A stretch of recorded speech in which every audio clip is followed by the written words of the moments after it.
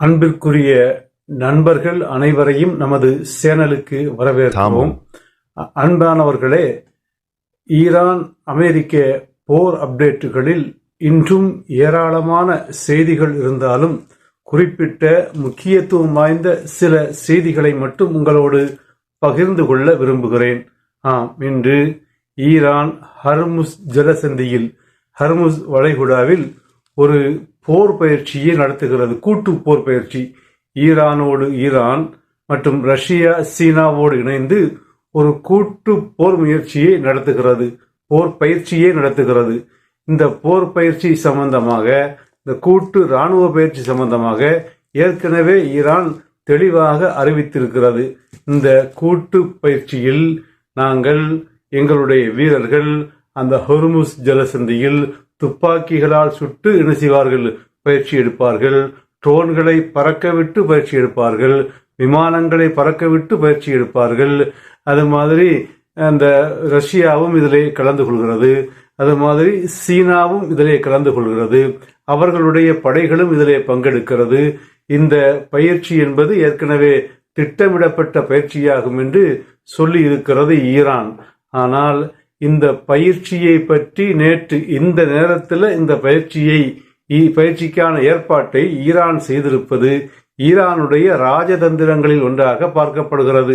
இந்த பயிற்சியின் பேரால ரஷ்யாவினுடைய அந்த போர் தளவாடங்கள், சீனாவினுடைய போர் விமானங்கள், கப்பல்கள் எல்லாம் அந்த ஹர்முஸ் ஜலசந்தியில வந்து நிற்பது என்பது ஈரானுக்கு ஒரு அசைக்க முடியாத ஒரு பாதுகாப்பை அதிகரிக்கும் விதத்தில் அது அமைந்திருக்கிறது என்பதனால இந்த நேரத்தில் இந்த முயற்சி என்பது ஈரானுடைய மிக சிறந்த ராஜதந்திரங்களில் ஒன்றாக பார்க்கப்படுகிறது. இந்த பயிற்சியை பற்றி, இந்த கூட்டு இராணுவ பயிற்சியை பற்றி நேற்று அமெரிக்க படை வெளியிட்டிருக்கக்கூடிய ஒரு தகவல்ல, உங்களுடைய அந்த கூட்டு பயிற்சி என்பது ஒரு கட்டுப்பாட்டுக்குள் இருக்க வேண்டும். கூட்டு பயிற்சி என்ற பெயரிலே உங்களுடைய இந்த இராணுவ படகுகளை கொண்டு எங்களுடைய அந்த போர் தாங்கி விமானம் தாங்கி கப்பல்களை வட்டமிடுவதோ, அதை நோக்கி வேகமாக செலுத்துவதோ, அல்லது வானத்தில் வட்டமிட்டு உங்களுடைய ட்ரோன்களை கொண்டு வானத்தில் வட்டமிட்டு எங்களை கண்காணிப்பதோ, எங்களுடைய போர் விமானங்களுக்கு மேலே உங்களுடைய எங்களுடைய போர்க்கப்பலுக்கு மேலே உங்களுடைய விமானங்களை பறக்க விடுவதோ, இவைகளெல்லாம் எங்களை உசுப்பேத்துகின்ற காரியமாக மாறும், எங்களை வெறுப்பேற்றுகின்ற ஒரு செயலாக மாறும். இதனால பிரச்சனைகள் வருவதற்கு வாய்ப்பு இருக்கிறது. எங்களுடைய போர்க்கப்பல்களுக்கோ எங்களுடைய விமானங்களுக்கோ ஏற்படுகின்ற அச்சுறுத்தல்களை நாங்கள் செய்ய முடியாது, சகித்து கொள்ள முடியாது, பொறுத்து கொள்ள முடியாது. அதனால கட்டுப்பாட்டோடு நடந்து கொள்ளுங்கள், முடிந்தால் இதை தவிர்த்து விடுங்கள் என்று ஒரு எச்சரிக்கையையும் வேண்டுகோளையும் அமெரிக்காவினுடைய கடற்படை நேற்று ஈரானுக்கு வைத்தது.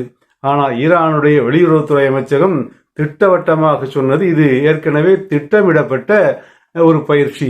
எங்க மண்ணில், எங்கள் நிலப்பரப்பில், எங்கள் கடல் பரப்பில் நாங்கள் பயிற்சிகளில் ஈடுபடுகிறோம். அதனால உங்களுக்கு என்ன பிரச்சனை? நீங்க தான் இங்கே இருந்து திரும்பி போக வேண்டியவர்கள்.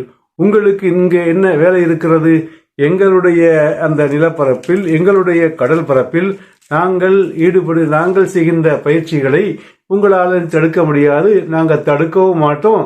திட்டமிட்டபடி பயிற்சி நடைபெறத்தான் செய்யும், உன்னால முடிந்ததை பார்த்து கொள்ளுன்ற ரீதியில அந்த ஈரானுடைய வெளியுறவுத்துறை அமைச்சர் நேற்றைக்கு பதிலளித்தும் இருக்கிறார். அந்த அடிப்படையில் இன்று அந்த திட்டமிட்டபடி அந்த பயிற்சி தொடங்குகிறது. அந்த அடுத்த வரும் நிகழ்வுகளை நாளைய தொகுப்புகளில் உங்களோடு நான் பகிர்ந்து கொள்கிறேன். அது மாதிரி அமெரிக்கா ஒரு இக்கட்டான நிலையில இருக்கிறது. ஈரானுடைய அந்த திறனை கண்டு இவ்வளவு பெரிய திறன் மிக்கதாக ஈரான் இருக்கும் என்று அமெரிக்கா எதிர்பாராத நிலையில இன்று வலிமையுடன் ஈரான் இருப்பதை கண்டு அமெரிக்கா தலைகுனியக்கூடிய ஒரு நிலையில இருக்கிறது. போரை விடவும் மனமில்லாமல், போரில் இறங்கவும் மனமில்லாமல், ஒரு அங்கும் இங்கும் இல்லாத ஒரு நிலையில தான் அமெரிக்கா தற்போது இருந்து கொண்டிருக்கிறது. இறுதிக்கட்டமாக ஈரானோடு பல விதங்களில் அமெரிக்கா பேசி வருகிறது, பல முகவர்கள் மூலம், எகிப்து மூலம், கத்தர் மூலம். நேற்று கத்தருடைய வெளியுறவுத்துறை அமைச்சர் ஈரானுக்கு விரைஞ்சிருக்கிறார். இப்படி பல அரபு நாடுகளின் மூலமாக ஈரானுடன் பேசுவதற்கான முயற்சிகளை அமெரிக்கா மேற்கொண்டு வருகிறது. ட்ரம்மே சில ட்வீட்டுகளில் அவருடைய சில இது இணையதள பதிவுகள்ல ஈரான் அமைதியை விரும்புகிறது, ஒப்பந்தம் செய்ய விரும்புகிறது என்றெல்லாம் இது இணையதள பதிவுகளை போட்டிருப்பதையும் பார்க்க முடிகிறது. இப்போ என்ன ஈரான் அமெரிக்கா விரும்புகிறதுனாக்கா, இவ்வளவு தூரம் படை திரட்டி விட்டு ஆணவமாக பேசிவிட்டு நாங்க அதை செய்ய போறோம் இதை செய்ய போறோம்னு சொல்லிவிட்டு இவ்வளவு தூரம் வந்துட்டோம். வந்த பிறகு ஒரு சிறிய அடியாவது அடிக்காம போனோம்னாக்கா எங்களுடைய மரியாதை போயிரும், எங்களுடைய கெத்து போயிரும், எல்லாவரும் செய்வான், அந்த கண்ட மாதிரி பேச ஆரம்பிச்சிருவான், அமெரிக்காவுடைய வலிமை பயிற்சினே சொல்ல ஆரம்பிச்சிருவான். அதனால வந்ததுக்காக வேண்டி ஒரு சிறு அடியாவது நாங்கள் அடித்து விடுகிறோம், அதற்கு நீங்கள் பொறுத்து கொள்ள வேண்டும், அதற்கு வலுவான பதிலடியை நீங்க தரக்கூடாது என்று ஈரானிடம் கெஞ்சிக் கொண்டிருக்கிறது. ஈரான் சொல்கிறது, நீ அதாவது போராக இருந்தாக்கா போர், நீண்ட கால போருக்கு நாங்க தயாரு, நீனும் அடி நானும் அடி பார்ப்போம். அப்படி இல்லைன்னாக்கா பேசாம வந்த வழிக்கு திரும்பி போயிரு, அடிக்காம திரும்பி போயிரு. நீ சின்ன அடி பெரிய அடின்னுலாம் சொல்லி எந்த அடி அடிச்சாலும் அதற்கு பதில் பெரிய இடியை நாங்க என்ன செய்வோம், இறக்குவோம் என்று சொல்லக்கூடிய ஈரானை நோக்கி அமெரிக்கா கெஞ்சுகிறது.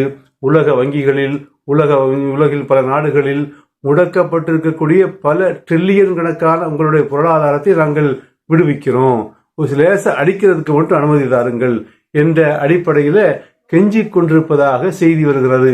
அதாவது நானும் ரவுடிதான் என்று சொல்லிக்கொண்டு இப்ப நான் உன்னை அடிக்கணும், காசு தாரேன், உனக்கு எவ்வளவு இழப்பு ஏற்படுகிறதோ அந்த இழப்புக்கு நான் காசு தாரேன், உன்னுடைய முடக்கப்பட்ட பொருளாதாரங்களை எல்லாம் நான் விடுவிக்கிறேன், ஆனா உன்னை அடிக்கிறதுக்கு மட்டும் கொஞ்சம் அனுமதி கொடு என்ற விதத்துல அமெரிக்காவுடன் அமெரிக்கா ஈரானோடு கெஞ்சிக் கொண்டிருப்பதாக செய்திகள் வருகிறது. இந்த நிலையில நேற்று அந்த ஹொர்முஸ் ஜலசந்தியில் உண்டான அந்த ஈரானுடைய இராணுவத்தினுடைய சேர்ந்த போட்டுக்கள் அந்த போர்க்கப்பல் இருக்கு இல்லையா, ஆப்ரஹாம் லிங்கன் போர்க்கப்பலுக்கு பக்கத்தில் போகக்கூடிய படங்கள் வெளியாக இருக்கிறது. அது மாதிரி பேச்சுவார்த்தையை பற்றி சொல்கின்ற பொழுது கூட ஈரான் சொல்கிறது, பேச்சுவார்த்தை என்னாக பேசுவோம், அணு ஆயுதம் தானே பிரச்சனை, அதை பற்றி பேசுவோம், அணுவாயுதத்தை பற்றி பேசக்கூடிய அந்த டேபிள்ல என்ன பேச்சு வரக்கூடாதுன்னாக்கா, எங்களுடைய ஆயுத வலிமையை குறைக்கக்கூடிய எந்த பேச்சும் வரக்கூடாது, எங்களுடைய ஏவுகணை திறனை கட்டுப்படுத்தக்கூடிய எந்த பேச்சும் வரக்கூடாது. இப்ப அமெரிக்காவும் இந்த ஈரானுடைய ஏவுகணைகள் பல்லாயிரம் கிலோமீட்டர் தாண்டி சென்று தாக்கும் திறனை பெற்றிருப்பதனால அந்த ஏவுகணையினுடைய தூரத்திறனை குறைக்க வேண்டும் என்று அமெரிக்கா விரும்புகிறது. ஏவுகணை தொழில்நுட்பத்தில் சில கட்டுப்பாடுகளை விதிக்க விரும்புகிறது. ஆக எங்களுடைய ஆயுதங்களை நாங்கள் தயாரிப்போம், அந்த ஆயுதங்களையோ ஏவுகணையோ ட்ரோனையோ நீங்கள் கட்டுப்படுத்த விரும்பினால் அந்த பேச்சுவார்த்தைக்கு நாங்கள் வரமாட்டோம். பேச்சுவார்த்தை டேபிள்ல எந்த பேச்சே வரக்கூடாது, எங்களுடைய ஆயுதங்களை நாங்கள் கட்டுப்படுத்திக் கொள்ள வேண்டும் என்ற பேச்சே வரக்கூடாது, அதற்கு நாங்கள் இடம் தர மாட்டோம். அணு ஆயுதத்தை பற்றி வேண்டுமானால் பேசிக்கொள்ளலாம் என்ற விதத்தில் ஈரானுடைய வெளியுறவுத்துறை அமைச்சர் நேற்று சொல்லியிருக்கிறார். அது மாதிரி நேற்று அந்த ஈரான்ல புரட்சி ஏற்பட்டு 47வது நினைவு தினம், அதுல அந்த முதல் கொமேனி இருக்காரா இல்லையா, அவருடைய அந்த அடக்கஸ்தலத்திற்கு சென்ற தற்போதைய அலி கொமேனி அவர்கள் அங்கு அது மாதிரி பெசஷ்கியானவர்கள் எல்லாம் அங்கு இருந்து கொண்டு ஐரோப்பிய நாடுகளையும் எச்சரித்திருக்கிறார்கள். ஐரோப்பிய நாடுகள் இந்த நேரத்தில் ஒரு வேலையை செய்திருக்கிறது, ஈரானுடைய அந்த புரட்சி படையை தீவிரவாத அமைப்பாக அறிவித்திருக்கிறது. இப்ப இதுவும் அமெரிக்காவினுடைய ஒரு சித்து விளையாட்டாக இருக்கலாம். இப்ப அந்த ஐரோப்பிய நாடுகளுக்கு கடுமையான எச்சரிக்கைகளை அந்த கொமேனியுடைய நினைவு தினத்துல, இதுக்கு முந்திருந்த கொமேனி இருக்க எல்லாரையும் கொமேனி தான் சொல்றாங்க அவங்க, அந்த பொறுப்புக்கு வரக்கூடியவங்களை, அவர்களுடைய நினைவு தினத்துல மேற்கத்திய நாடுகளுக்கு கடுமையான எச்சரிக்கையையும் ஈரான் விடுத்திருக்கிறது. அந்த எச்சரிக்கைகளை பற்றி பேசும்போது கூட கோமேனி செல்கிறார், வந்த வழியே திரும்பி போயிரு, ஆரம்பிச்சோம்னா ஒன்னால செய்ய முடியாது, தாக்கு பிடிக்க முடியாது என்று கோமேனியும் அதில் எச்சரித்திருக்கிறார். அது மாதிரி அந்த ஹொர்முஸ் ஜலசந்தி இருக்கு இல்லையா, அந்த ஹொர்முஸ் ஜலசந்தியை நோக்கி ஏராளமான சுரங்கங்கள் அமைக்கப்பட்டிருப்பதாகவும் பல நூற்றுக்கணக்கான சுரங்கங்கள் ஈரானுடைய பல பகுதிகளிலிருந்தும் அந்த ஹொர்முஸ் ஜலசந்தியில் ஆயுதங்களை கொண்டு சேர்க்கக்கூடிய விதத்தில் அமைக்கப்பட்டிருப்பதாகவும் செய்திகள் வருகிறது.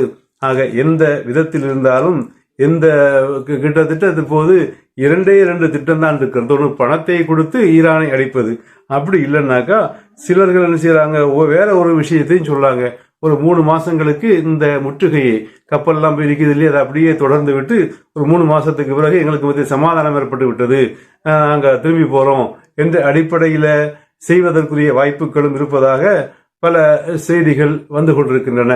அடுத்தடுத்த அப்டேட்டுகளில் அடுத்து வரும் நாட்களில் பார்ப்போம்.